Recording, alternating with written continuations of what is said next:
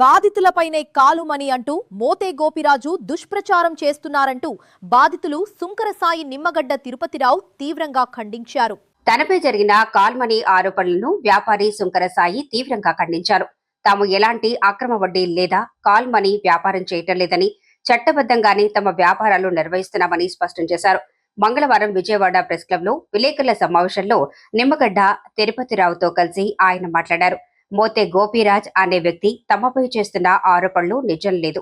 గోపిరాజ్ ఒక ప్రైవేట్ బ్యాంకులో 25,000 రూపాయల జీతానికి పనిచేసే ఉద్యోగి అని, గోల్డ్ వెండర్షిప్ వ్యాపారం నిమిత్తం తమ మధ్య లావాదేవీలు జరిగాయని వివరించారు. సుమారు 138 మంది కస్టమర్ల అకౌంట్ల ద్వారా గోపిరాజ్ తమతో లావాదేవీలు నడిపారని, అందులో 38 మంది కస్టమర్లకు సంబంధించిన దాదాపు 96 లక్షల రూపాయలను గోపిరాజే సొంతానికి ఉంచుకున్నారని ఆరోపించారు.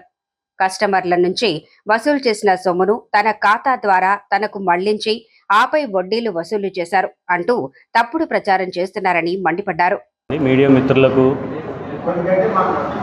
మీడియా మిత్రులకు సోదరమణులకు అందరికీ నమస్కారం అండి. నా పేరు సుంకరసాయి, ఈయన పేరు నిమ్మగడ్డ తిరుపతిరావు గారు.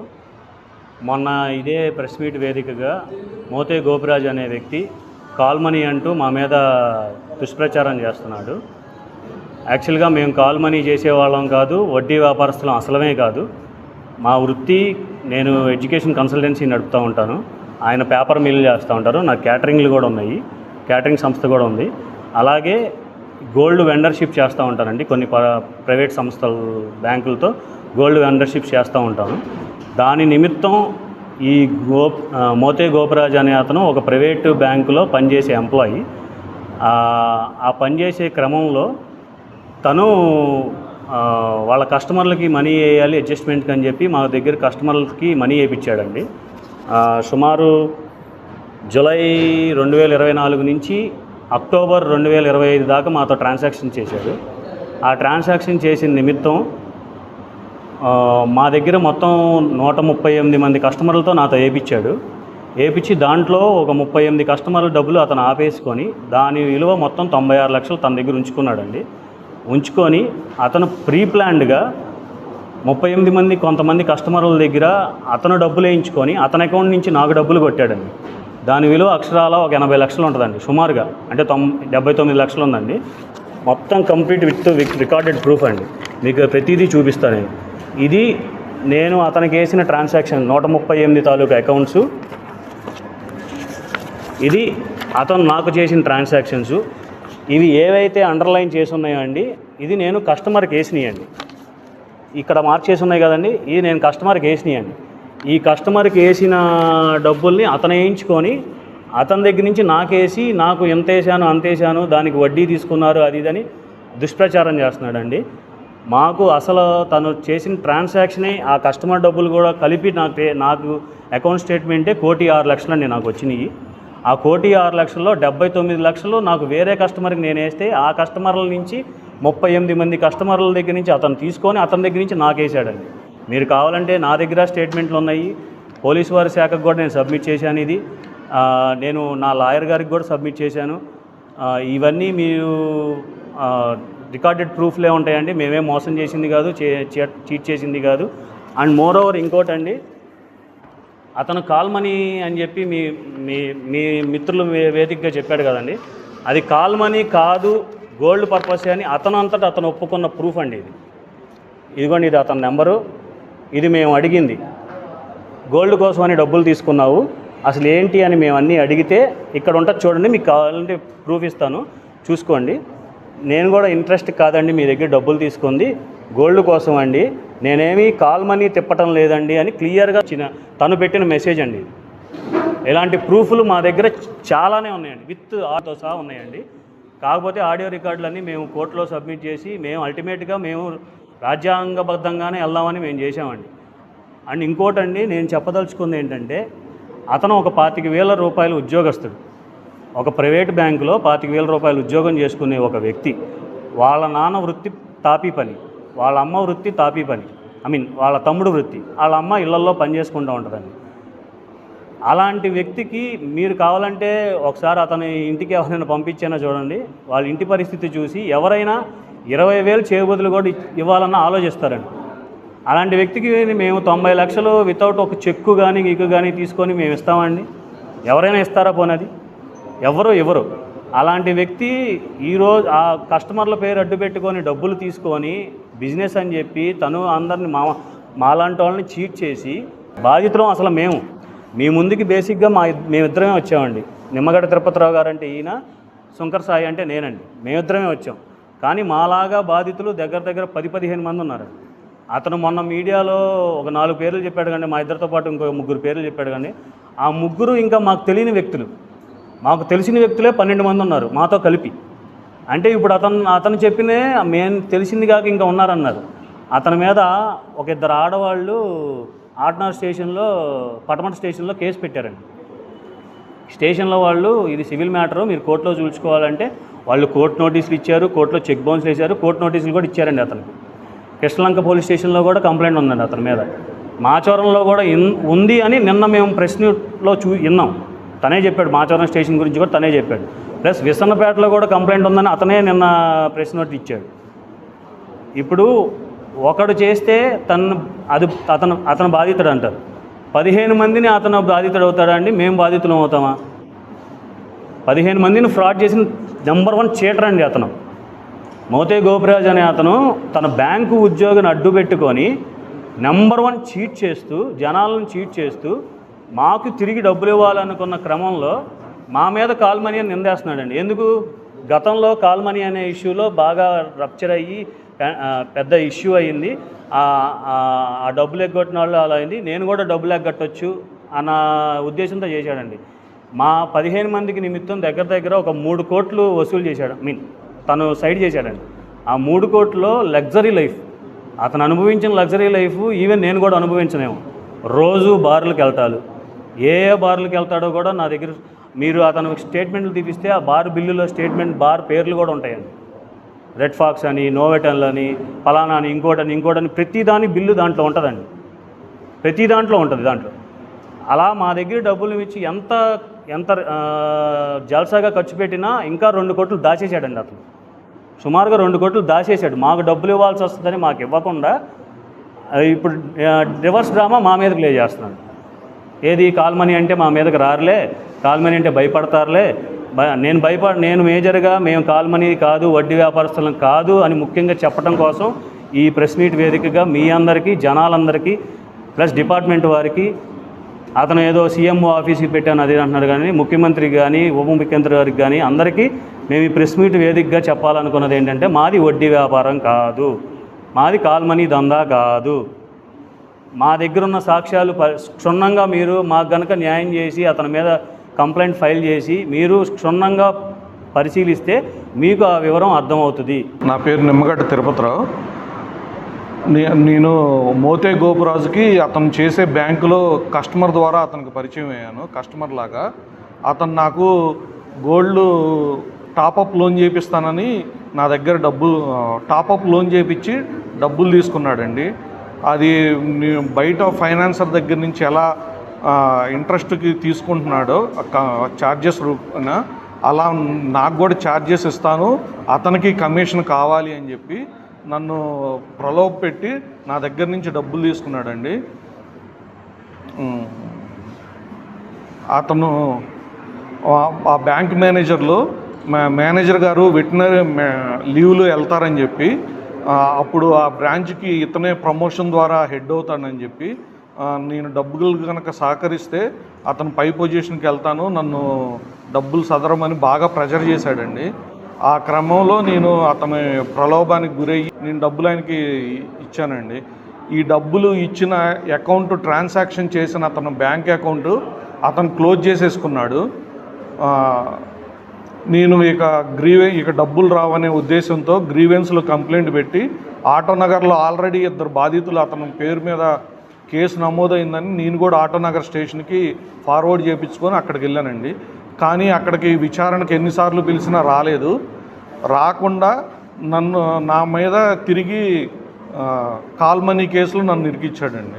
తీసుకొని మన రిటర్న్ తీసుకున్నాడు. అతను అలా ఒక ప్రైవేట్ బ్యాంకులో పనిచేసే ఒక వ్యక్తి అండి. వ్యక్తి అయితే ఆ బ్యాంకును అడ్డు పెట్టుకొని ఇప్పుడు నిన్న వీడియోలో నేను బిజినెస్ కోసం తీసుకున్నాను అన్నాడు చూచారండి. అతను 25,000 రూపాయలు ఉద్యోగం చేసేవాడు ఏ బిజినెస్ చేస్తాడండి? మామూలు 25,000 రూపాయలు ఉద్యోగం చేసేవాడు ఏ బిజినెస్ చేస్తాడు? బిజినెస్ అదే చేయడు కదా. ఆ బ్యాంకులో పనిచేసే కస్టమర్లకి మా చేత డబ్బులు వేయించాడండి. నా దగ్గర ప్రూఫ్స్ ఉన్నాయి. 2024 జూలై మొదలుకొని జూలై 9వ తారీఖు ఫస్ట్ ట్రాన్సాక్షన్ అండి అతనితో నాది. 2024 జూలై మొదలెట్టుకొని అక్టోబర్ 28వ తారీఖు 2025 దాకా నాతో కాంటాక్ట్లో ఉన్నాడండి. అక్టోబర్ 28, 2025 అసలు అతను చేసిన ఫ్రాడ్ నాకు అర్థమయ్యి నేను డబ్బులు ఇవ్వమని అడిగానండి. అప్పుడు నేను అయ్యప్ప మాల్లో ఉన్నాను. అడిగి వాళ్ళ ఇంటికి వెళ్ళి ఏంటి బాబు మీ అన్న ఫోన్ ఎత్తట్లేదు ఏంటి అని అడిగితే అవునా అండి మీకు డబ్బులు ఇవ్వాలా ఏంటండి నేను మాట్లాడతానండి అన్నాడు. తర్వాత నేను ఇలా డబ్బులు అడుగుతుంటే అదే రోజు రాత్రి అతను ఏదో సూసైడ్ లెటర్ అని చెప్పి ఎవరి ద్వారానో మా దగ్గర పంపించాడండి. వాళ్ళ తమ్ముడు ద్వారా మా దగ్గర పంపించాడు. సూసైడ్ లెటర్లో ఏమని మెన్షన్ చేశాడంటే ఇలా సేమ్ ఇలాగే కాల్ మనీ గీల్ మనీ అని చెప్పాడండి. చెప్తే వాళ్ళ ఇంటికి వెళ్ళి నేను వాళ్ళ అమ్మని వాళ్ళ నాన్నని వాళ్ళ తమ్ముడిని అడిగాం. మేము మీ అన్నకి డబ్బులు ఇచ్చిన విషయం మీకు తెలుసా? మీ అన్న బ్యాంక్లో పనిచేసానంటే బ్యాంక్లో పనిచేసి ఇలా గోల్డ్ ఛార్జెస్ చేస్తున్నారు వాళ్ళ తమ్ముడే ఒప్పుకున్నాడండి. ఒప్పుకొని మరుసటి రోజు రాత్రి 28వ తారీఖు రాత్రి ఇలా చేశాడండి. నేను నాకున్న కాంటాక్ట్స్ ప్రకారం తెప్పించుకున్నాను అసలు అతను ఎక్కడున్నాడండి. పలానా బాడోపేటలో ఒక డోర్ నెంబర్లో ఉన్నాడండి. కానీ ఫోన్లు ఎత్తి చెప్తుంది ఏంటంటేనండి నేను నందిగాంలో ఉన్నాను, నేను వాళ్ళ బావను మాట్లాడుతున్నాను, ఆడు సూసైడ్ చేసుకుంటానని లెటర్ రాసి వెళ్ళిపోయాడు, ఎక్కడికి వెళ్ళాడో తెలియదని చెప్పాడండి. కట్ చేస్తే ఒక రోజు తర్వాత వాళ్ళ బావకే చెప్పాను నీ మరిదే వస్తాడు నా దగ్గరికే వస్తాడు మాట్లాడతాడని వాళ్ళ బావకి వాళ్ళ తమ్ముడికే చెప్పాను. కట్ చేస్తే మరుసటి రోజు రాత్రి నా దగ్గరికి వచ్చి సార్ తప్పు అయిపోయింది నన్ను క్షమించండి, నేను డబ్బులు పలానా చోట మా కజిన్కనో ఇంకొకరికో ఇలా డబ్బులు ఇచ్చున్నానండి, అక్కడ నా బ్లాక్ అయిపోయినాయండి, నేను మీకు పలానా రోజు ఎంత ఇస్తాను అని చెప్పి ఒప్పుకున్నాడు. ఏది ఫిబ్రవరిలో ఎంత ఇస్తాను, డిసెంబర్లో ఎంత ఇస్తాను, జనవరిలో ఎంత ఇస్తాను అని ఒప్పుకున్నాడు. ఫిబ్రవరి గడిచిపోతుంది, మార్చి గడిచిపోతుంది, ₹1 కూడా రాలన్నాడు. రాకపోతే ఏప్రిల్ 9వ తారీఖు వాళ్ళ ఇంటికి వెళ్ళాడండి, డబ్బులు ఇవ్వట్లేదండి.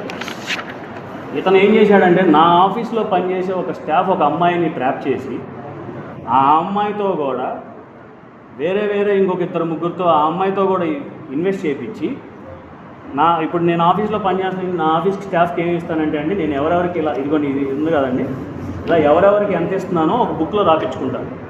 రోజు రాత్రి నేను దాన్ని ఫైల్ చేసుకుంటాను. అలా రాసుకోవడానికి నాకు స్టాఫ్ అండి. అతను ఏం చేశాడంటే నా గ్రూప్లో అమ్మాయి ఉంటుంది, గ్రూప్లో స్క్రీన్ షాట్స్ అతను తెప్పించుకొని నా ఆఫీస్లో పనిచేసే అమ్మాయితో గ్రూప్లో స్క్రీన్ షాట్ తెప్పించుకొని ఆ అమ్మాయితో కుమ్మక్కయ్యి నా డబ్బులు ఎగ్గొడతాను నేను నీకు డబ్బులు ఇస్తానని ఆ అమ్మాయితో కుమ్మక్కయ్యాడు. ఆ అమ్మాయి పేరు నేను చెప్పను, ఎందుకంటే ఆడవాళ్ళ పేరు చెప్పడం సబబు కాదు, నేను చెప్పను. ఆ అమ్మాయితో కుమ్మక్కయ్యి ఆ అమ్మాయి ఇచ్చేసాడు. నా దగ్గర కంప్లీట్ ఆడియో ప్రూఫ్స్ కూడా ఉన్నాయి, మీకు వినిపించమంటే కూడా వినిపిస్తాను.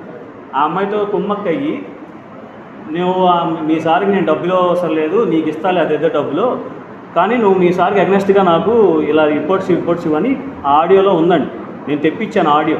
అలాంటి ఆడియోలు నేను దగ్గర 4-5 తెప్పించుకున్నానండి. ఆ 4-5 కావాలంటే మీకు వినిపిస్తాను, మీరేనండి మీకే అర్థమవుతుంది.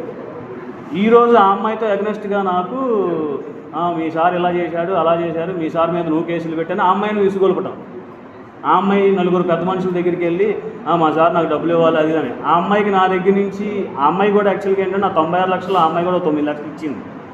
9 లక్షలు ఇస్తే నాకు వీడు ఎగ్గొట్టినా సరే ఒక ఆడపిల్లని ఇబ్బంది పెట్టకూడదని ఆ అమ్మాయికి నేను మొత్తం ఆ డబ్బులు నేను రిటర్న్ ఇచ్చేసానండి. ఆ డబ్బుల కంటే ఎక్కువే ఇచ్చాను ఆ అమ్మాయికి.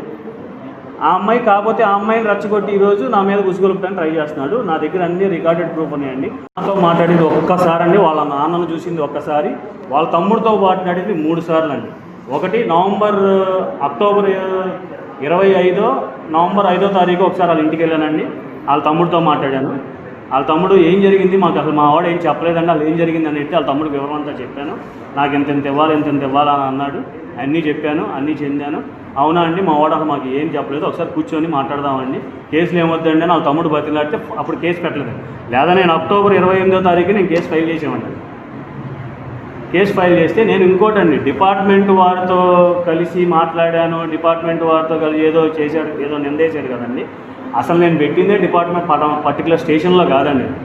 నేను నా బాధను తీసుకెళ్ళి మచిలీపట్నం ఎస్పీ ఆఫీస్లో గ్రీవెన్స్లో పెట్టుకున్నానండి. నేను గ్రీవెన్స్లో పెట్టుకుంటే గ్రీవెన్స్ నిమిత్తం నా అడ్రస్ లోకల్ అడ్రస్ పెన్లో స్టేషన్ కాబట్టి పెన్లో స్టేషన్ వారికి రిఫర్ చేశారంట. పెన్లో స్టేషన్ వారు నన్ను పిలిచి అడిగితే నేను మొత్తం నా దగ్గర ఉన్న ప్రూఫ్స్ అన్ని ఇచ్చానండి. అతన్ని ఒకసారి పిలిచి ఏంటి ఇతనికి ఏదో డబ్బులు ఇవ్వాలన్నారంటే స్టేషన్లో ఒప్పుకున్నాడండి. 96 లక్షలు నేను ఇవ్వాలండి, దాని నిమిత్తం నేను ఇంత సేమ్ మీకేం చెప్పాడో అంతే చెప్పాడు. ఆ రోజు స్టేషన్లో చెప్పి నేను 1 కోటి కట్టాను అన్నాడు. తర్వాత ఇంకో 2వ రోజు వచ్చా నేను 1.5 కోటి కట్టానని. తర్వాత మళ్ళీ ఆర్డినర్ స్టేషన్లో సార్ కంప్లైంట్ పెట్టిన రోజు సార్ కూడా స్టేషన్లో కంప్లైంట్ పెట్టలేదు, ఈయన కూడా కలెక్టర్ ఆఫీస్లో గ్రీవెన్స్లో పెట్టుకున్నారండి. అసలు ఈయన దగ్గర అయితే అసలు స్టేషన్కే రాలేదనుకోండి. ఒకసారి వచ్చి నా దగ్గర ప్రూఫ్స్ ఉన్నాయి, నేను లాయర్ సబ్మిట్ చేశాను, లాయర్ దగ్గర ఉన్న డాక్యుమెంట్, నా దగ్గర ఇంకో డాక్యుమెంట్ లేదు, డాక్యుమెంట్ తీసుకురావడానికి టైం పట్టిద్ది అన్నాడు. ఏమంటే లాయర్కి సబ్మిట్ చేసిన డాక్యుమెంట్ పీడిఎఫ్ ఉండదా అండి? నేను స్టేషన్లో అదే అడిగాను, పీడిఎఫ్ ఇస్తే ఇప్పుడే తెప్పిస్తానండి, ఇప్పుడే ఆర్డర్ దగ్గరికి వెళ్తే స్టేషన్ వాళ్ళు చెప్పింది ఏంటంటే మీరు ఒకటి చూపిస్తున్నారు, ఆయన చూపిస్తున్నారు, ఇది సివిల్ మ్యాటర్, మేము ఇక్కడ చూసి మీ పంచాయతీలు సెటిల్ చేయడానికి కాదు ఉంది. మీరు ఒక ఆర్డర్ దగ్గర ఇద్దరు కూర్చోండి, ఆర్డర్ దగ్గర మొత్తం మీరు ఎంత వేశారు ఆయన ఎంత వేశాడు ఒక టాలీ వేసుకోండి. ఆ టాలీ రిపోర్ట్లో ఫైనల్ కంక్లూజన్ పలానా ఏ అనే వ్యక్తి శంకర్ సాయి, పలానా బి అనే వ్యక్తి తిరుపతిరావు, పలానా సి అనే వ్యక్తికి ఇవ్వాలా, పలానా సి అనే వ్యక్తి ఇద్దరికి ఇవ్వాలా అనేది వాళ్ళు మాకు డిక్లరేషన్ ఇస్తారు కదా, ఆ డిక్లరేషన్ తీసుకొని మా దగ్గర రండి, ఏంటి అని మేము అడుగుతాము. ఎందుకంటే మాకు కంప్లైంట్ పెట్టుకున్నారు కాబట్టి. లేదు తెవలేదా మీరు కోర్టులో చూసుకోండి, మీ దగ్గర చెక్లు ఉన్నాయి అంటున్నారు కదా. ఏప్రిల్ 9వ తారీఖు 11వ తారీఖు దాకా అండి నాకు ఒక చెక్కు లేదండి. అతనిది ఇలాగే ప్రొలాంగ్ చేస్తున్నాడని నేను ఇంటికి వెళ్ళి అడిగాను. నేను మా బ్రదరు ఇంకొక మా ఎంబీఏ వాటికి విదేశాలకు పంపించేవాళ్ళని. నేను ఇదేనండి నాకు ఒకరు సజెస్ట్ చేశారు, ప్రస్తుతం గోల్డ్ బిజినెస్ నడుస్తుంది కదా, నువ్వు కూడా ఇది చేసుకోవచ్చు కదా, నీ దగ్గర ఉన్న ఫినాన్స్ ఏమైనా ఉంటే అంటే నా దగ్గర ఒక 30 లక్షలు 40 లక్షలు ఉంటే దాన్ని పెట్టి చేసుకున్నానండి. అది ఎంటర్ అయ్యా 2024లో ఎంటర్ అయ్యా. ఒక సంస్థను కాదండి, పర్టికులర్ 4-5 సంస్థలతో ఎంటర్ అయ్యా. ప్లస్ నేను క్యాటరింగ్స్ కూడా చేస్తూ ఉంటాను. మా నాన్నగారి ప్రవృత్తి ఫస్ట్ నా చిన్నప్పుడు క్యాటరింగ్, ఆయన్ని నేను టేక్ ఓవర్ చేసుకొని నేను క్యాటరింగ్లో కూడా చేస్తూ ఉంటానండి. ఈ బిజినెస్లోకి ఎంటర్ అయిన తర్వాత నేను చాలామందికి ఇచ్చానండి. నేను చాలామంది తీసుకున్నాను, లావాదేవీలు జరిగినాయి, నాకు రిటర్న్ వచ్చేసినాయి. ఈ పర్టికులర్ అతనే ఈ ఫస్ట్ నుంచి మన దగ్గరికి ఇంటెన్షన్గా వచ్చాడో మనకి తెలియదు, మోసపూరితంగానే చేశాడు, మోసపూరితంగానే అన్నీ జరిగినాయి. కానీ మేము తేరుకోవడానికి టైం పట్టిందండి. నేను ఇలా జరిగిందని చెప్పి ఆ పర్టికులర్ సంస్థ దగ్గర పనిచేసి అతని దగ్గరికి వెళ్ళి కంప్లైంట్ కూడా ఇచ్చానండి. ఇలా చేశాడంటే అతను ఫిబ్రవరిలో ఉద్యోగం కూడా తీశారు. అతను ఫిబ్రవరి దాకా ఉద్యోగంలో ఉన్నాడు. మరి ఖండిస్తున్నామండి. మేము అసలు మాది కాల్ మనీయే కాదు కదండి, మాది వడ్డీ వ్యాపారమే కాదు. మా మీద బురదేస్తే మేము కామ్గా ఇంట్లో కూర్చున్నాం అనుకోండి, మా తప్పు అయిపోద్ది కదా. ఇప్పుడు జనాలు ఈరోజు 10 మంది చూస్తారు, రేపు 200 మంది చూస్తారు, ఎల్లుండి 2000 మంది చూస్తారు, అవతల 2 లక్షల మంది చూస్తారు. ఈ 2 లక్షల మంది అనేది ఏమనుకుంటారు, గతంలో కాల్ మనీ బూచ్ అని ఒకటి చూపించాడు, అది నింద వీళ్ళ మీద వేసేస్తే అది దాంట్లో కొట్టుకుపోద్ది అన్న ఒక ఇదిలో అతను మా మీద ఒక గుడ్డ కాల్చి మా మీద వేసాడండి. అది మేము తుడుచుకోవాలంటే మేము వచ్చి మీ ముందు సుముఖంగా ఇప్పుడు ఫర్ ఎగ్జాంపుల్ మేము రాలేదండి, మీరందరూ కూడా ఏమనుకుంటారు, పలానా ఓడి జరిగింది ఇదే కాబోలనుకుంటారు. నా దగ్గర రికార్డెడ్ ప్రూఫ్ ఇది కాల్ మనీ కాదు అని చెప్పి 3 రోజులు రావచ్చు, రోజు రావచ్చు. దాని ప్రాసెసింగ్ ఫీజు ఇప్పుడు మనం ఒక ప్రాసెసింగ్ చేస్తాం. ఇప్పుడు మనం లోన్ తీసుకుంటామండి, లోన్ నిమిత్తం ఒక ప్రాసెసింగ్ ఫీజు అని ఉంటుంది. 2% అని ఉండదు, 3% అని ఉండదు, 4% ఒక ప్రాసెసింగ్ ఫీజు ఉంటుంది. ఆ ప్రాసెసింగ్ ఫీజుకి అంగీకారం అయ్యి మనం తీసుకుంటాం. ఆ ప్రాసెసింగ్ ఫీజే మనకు వచ్చిద్దండి, ఆ ప్రాసెసింగ్ ఫీజే మనకు వస్తుంది. ఆ ప్రాసెసింగ్ ఫీజులో జీఎస్టీ కూడా కడతారు. అది 1 డేగా 2 డేస్ 3 డేస్ తర్వాత వచ్చినా సరే మనకు అదే ప్రాసెసింగ్ ఫీజు. ఇతను ఏం చేశాడంటే మన దగ్గర తీసుకున్న డబ్బులకి గాను